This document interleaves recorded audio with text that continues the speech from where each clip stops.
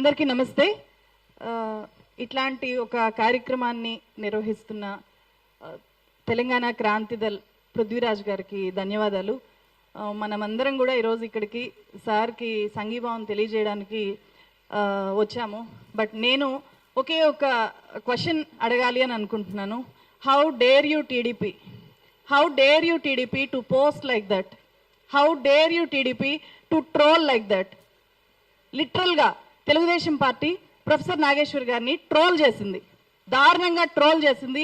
ఒక troll page స్థాయికి Telugu Desam party official Twitter handle దిగజారిపోయింది. ఎంత ధైర్యం ఉంటే, ఎంత బరితెగించిపోతే, ఎంత దిగజారిపోతే ఒక ట్రోల్ పేజ్ స్థాయికి Telugu Desam party official Twitter handle దిగజారిపోతుంది. ఒక ట్రోల్ పేజ్ లాగా ఎలా మారిపోతుంది.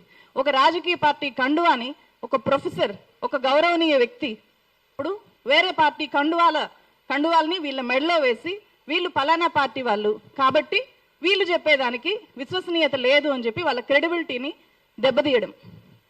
ఇక్కడ వాళ్ళు కొనలేని వాళ్ళు ఎవరైతే ఉంటారో వాళ్ళ మెడలో ఇట్లాంటి కండువాలు వేస్తారు.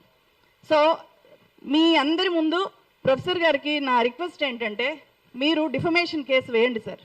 అట్లా చేయడానికి వీల్లేదు. అది మన ఆత్మగౌరవాన్ని దెబ్బకొట్టడం. అంతేకాకుండా భవిష్యత్తులో ఏ జర్నలిస్ట్ కూడా ధైర్యం చేసి తన అభిప్రాయాలను లేకపోతే ఒక నిజాన్నో చెప్పకుండా చేయడానికి ఇట్లాంటి చర్యలు దారితీస్తాయి. చాలాసార్లు నాకు కూడా అదే అనుభవం అయింది. ఇదే సేమ్ టీడీపీ నుంచి వైజాగ్ స్టీల్ ఫ్యాక్టరీకి సంబంధించి నేను ఒక చాలా పెద్ద ఇన్వెస్టిగేటివ్ స్టోరీ చేస్తే, వైజాగ్ స్టీల్ ఫ్యాక్టరీ పోరాటంలో భాగం అవడానికి అక్కడ ఒక ఆందోళన కోసం వెళ్తే, నేను అక్కడికి వెళ్ళగానే ఐవీఆర్ కాల్స్ చేశారు. ఆ తర్వాత టోటల్ టీడీపీ మీడియాని మొత్తం దించి, టీడీపీ సోషల్ మీడియాని మొత్తం దించి నా మెల్లో కండువా వేసి నా నుదుటిన వైఎస్ఆర్సీపీ జెండాలు అతికించి చాలా నీచంగా ట్రోల్ చేశారు. అయితే అంతకంటే దారుణం ఇప్పుడు అఫీషియల్ హ్యాండిల్స్ నుంచి చేయడం. వాళ్ళ ట్రోల్ ముఠా నుంచి అప్పుడు చేయించారు, ఇప్పుడు అఫీషియల్ హ్యాండిల్స్ నుంచి చేయించారు. సో నేను చేసిన అదే వీడియోలో నేను వైఎస్ఆర్సీపీని కూడా ఎక్స్పోజ్ చేశాను, టీడీపీని ఎక్స్పోజ్ చేశాను. ఏ రాజకీయ పార్టీ వైజాగ్ స్టీల్ ఫ్యాక్టరీని ఈరోజు అంత దయనీయమైన స్థితిలోకి దిగజార్చేశాయో అనే పూర్తి విషయాల్ని నేను ఫ్యాక్ట్స్తో, డాక్యుమెంట్స్ ఆధారంగా, అక్కడుండే వాళ్ళ వాయిసెస్ ఆధారంగా ఎగ్జిబిట్ చేస్తే అంత దారుణంగా చాలాసార్లు ఎలక్షన్స్ టైంలో కూడా అంతే. అంటే ఇక్కడ నేను ఒక రాజకీయ పార్టీ అనట్లేదు, ప్రతి రాజకీయ పార్టీకి ఈరోజు ట్రోల్ ఆర్మీస్ ఉన్నాయి. వాళ్ళకి నచ్చిన వ్యాఖ్యలు ఎవరు చేసినా సరే వాళ్ళ ముఠాలనంతా కూడా ఆ పర్టికులర్ జర్నలిస్ట్ మీదకి ఉసిగొల్పుతున్నాయి. చాలా రాజకీయ పార్టీలు ఇదే చేస్తున్నాయి. ఇక్కడ వాళ్ళు వ్యవస్థీకృతంగా ఇట్లాంటి అటాక్స్ చేస్తుంటే మనం నిస్సహాయంగా ఉండిపోవాల్సి వస్తుంది. అరే ఎందుకు ఏపీ పాలిటిక్స్ గురించి మాట్లాడాలి అంటే నేను పదే ఆలోచిస్తాను. ఏపీ పాలిటిక్స్ గురించి ఒక వీడియో చేయాలి అంటే చాలాసార్లు ఆలోచిస్తాను. ఇది నిజంగా చెయ్యాలి, తప్పదు చెయ్యక అంటేనే చేస్తున్నా. ఎందుకంటే ఇదే పరిస్థితి. ఏదైనా సరే వాస్తవం చెప్పాలి అంటే అక్కడ స్వీకరించడానికి రెడీగా ఉండరు. తెలంగాణలో లాగా కాదు. ఏపీలో ఉండేవి రెండే పార్టీలు. ఉంటే నువ్వు అక్కడుండు, లేకపోతే ఇక్కడుండు. ఉంటే నువ్వు అక్కడ ఉంటావు, లేకపోతే ఇక్కడ ఉంటావు. నువ్వు న్యూట్రల్గా ఉంటావు అని చెప్పి ఎవరు నమ్మరు అక్కడ.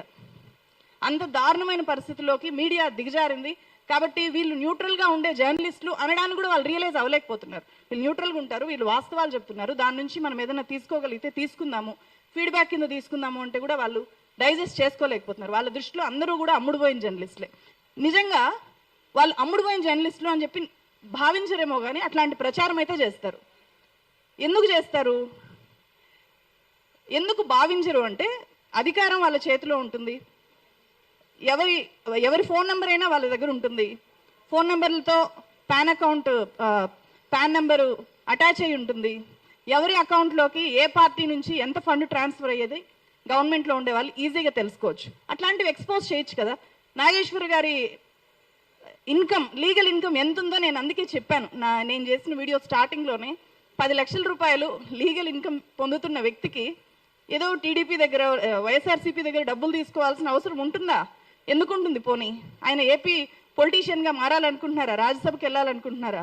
ఏమీ లేదు కదా. అంతకు మించిన మీ దగ్గర ఆధారం ఏమైనా ఉందా అని చెప్పి ఏమీ ఉండదు. నిజంగానే అకౌంట్స్ బయట పెట్టచ్చు కదా. పలానా పార్టీ నుంచి పలానా వ్యక్తికి ఇంత ట్రాన్స్ఫర్ అయింది అని చెప్పి తెలుసుకోలేవా? గవర్నమెంట్లో ఉండే వాళ్ళు తెలుసుకోలేరా? చెప్పచ్చు కదా. అట్లా ఎప్పుడు చెప్పరు, ఎందుకంటే చెప్పలేరు. ఫస్ట్ ఒక జర్నలిస్ట్ మీద తీవ్ర స్థాయిలో అటాక్ జరుగుతోంది అంటే ఆల్రెడీ అన్ని రాజకీయ పార్టీలు ఆ జర్నలిస్ట్ని కొనేయడానికి, వాళ్ళ వైపు తిప్పుకోవడానికి ప్రయత్నాలు చేస్తుంటాయి. ఆ ప్రయత్నాలకి లొంగనప్పుడు దాడులు చేస్తాయి. ఇది నాకు చాలా చాలా ప్రాక్టికల్ ఎక్స్పీరియన్స్. సో అందుకనే ఈ సందర్భంగా టీడీపీ ఖచ్చితంగా క్షమాపణలు చెప్పాలి అని చెప్పి ఒక జర్నలిస్ట్గా నేను డిమాండ్ చేస్తున్నాను ఈ వేదిక నుంచి.